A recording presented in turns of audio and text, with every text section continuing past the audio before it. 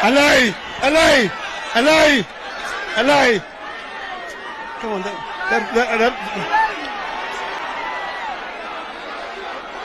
please. There are grudges in politics, and then there is this. Robert Alai, the loud, fearless blogger turned member of county assembly, still carries a bruise most Kenyans never saw. It wasn't from an enemy, it was from his own party mate. Yes, on July 16, 2022, during a fiery Azimio rally in Nairobi, Edwin Sifuna allegedly punched Robert Alai in the face, and that single moment caught partly on camera turned what should have been a brotherhood into a cold war of humiliation, ego, and vengeance.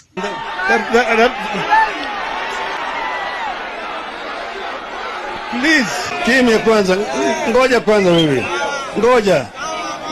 Tutaongea baadaye. Ngoja tu. Ngoja tu. Wacha hiyo kijana. The sun was brutal that day. Crowds filled the rally grounds. Raila Odinga's convoy buzzing with excitement. Alai wanted to speak. He had fought for ODM online, defended Raila when others ran, and he expected his moment on the mic. But Sifuna, the ODM Secretary General, had a different script. He blocked him, literally. Witnesses say Alai climbed onto the vehicle, shouting. Sifuna stood firm. Words turned to shows, and then fists. Alai! Alai! Alai! Alai! Come on,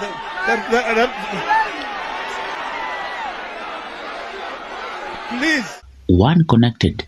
Alai stumbled. The crowd gasped. And in that instant, in front of Raila himself, Alai's pride shattered. From below, Raila shouted, Alai, Alai, trying to restore order. It wasn't just a scuffle. It was mutiny inside his own army. For Raila, it was embarrassment. For Alai, it was betrayal. And for Sifuna, it was a message. There is only one voice that speaks for ODM. That day, Alai didn't just lose a fight. He lost face in front of his mentor, his comrades, and his followers. Alai! Alai! Alai! Alai! Leave him alone.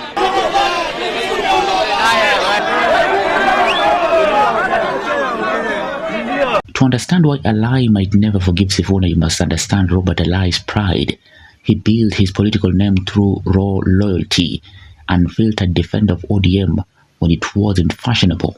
And then on that July afternoon, the man who represented the party's structure, Edwin Sifuna, silenced him with a fist.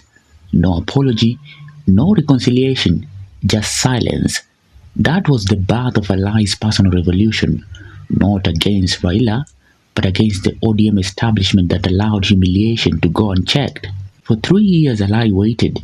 He watched Sifuna rise to Nairobi senator, take on national roles, and become the polished face of ODM. Hadi tumefika Kenya hii, we want action, we don't want words.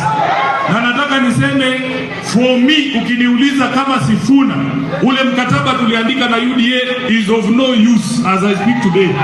Haina kazi hiyo mkataba.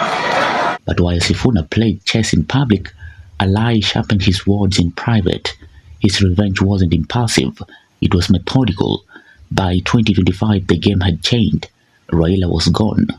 ODM was fragile, and Alai saw his moment to remind Sifuna that punch still echoed. Unajua, inasikitisha kwamba saizi Senator Sifuna, with all the selfishness akonayo, anataka kutulecture, kutuambia kwamba yeye mwenyewe anasimamia watu wananchi wa Kenya, wakati yeye mwenyewe ni senator wa Nairobi. Senator Sifuna anajitokeza na tuambia kwamba yeye peke yake hapa nchini ndiye anasimamia wananchi na kuongelea mambo ya wananchi.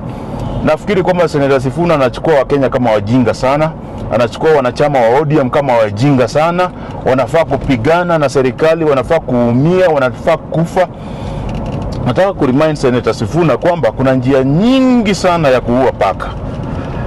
There are very many ways ya kuskina paka. On September 14th, 2025, Alai accused Sifuna of secretly working with Rigathi Gachagua to weaken ODM from within. He claimed Sifuna was a mole, a quiet operative preparing the party for a power-sharing deal. The accusations sounded wild until Alai dropped names, dates, and hints of backroom meetings. Suddenly, the once bloggers' rant began to sound like an insider intel, and for the first time, ODM members whispered, "What if Alai isn't lying?" Na kama ajui hayo, asituone kama sisi ni wajinga sana, kama tunafanya kazi na Ruto. ODM sasa imekufa na yeye peke yake ndiye anajua kwamba ODM inafaa kufanya nini. Hii chama ilikuwa kabla na itakuwa baada ya Sifuna kutoka. Na ujue kwamba kukua kwa Secretary General wa chama haimaanishi kwamba wewe ni akili ya chama. Wewe ni msemaji, wewe ni mdomo ya chama, sio akili ya chama. So wacha kujifanya kusomea watu wa bunge wa ODM, usisomee MCAs wa ODM. Tunajua tunataka nini. Then came October 20th, Alai publicly predicted that Sifuna would quit ODM by November, blaming 3 problems that made his position untenable. He accused Sifuna of bitterness toward President Ruto after being denied 50 million shilling for supporting the broad-based government. To Alai, this wasn't gossip. It was payback, reputation for reputation. He had been embarrassed in 2022. Now he was returning the favor in 2025. But behind the tweets and interviews lay something deeper. Alai didn't just want revenge. He wanted validation. Because in politics, forgiveness isn't natural. It is negotiated. And Alai knows. The moment he forgives Sifuna, he concedes defeat. Edwin Sifuna is not going to be the secretary of ODM for more than 2 months. Take that one to the bank. What will happen? Will he be expelled? He's not going to be expelled. Members say no, ODM is the people. And the people will just decide to take over their party. Mm-hmm. See, he also took the seat.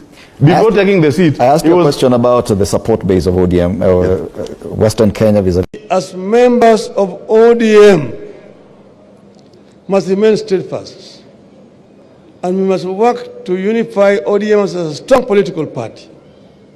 Yes, in a political party there's always differences of opinion on some issues, but the political party itself must have a firm stand on a particular issue. For him, this feud isn't about ideology or party loyalty anymore.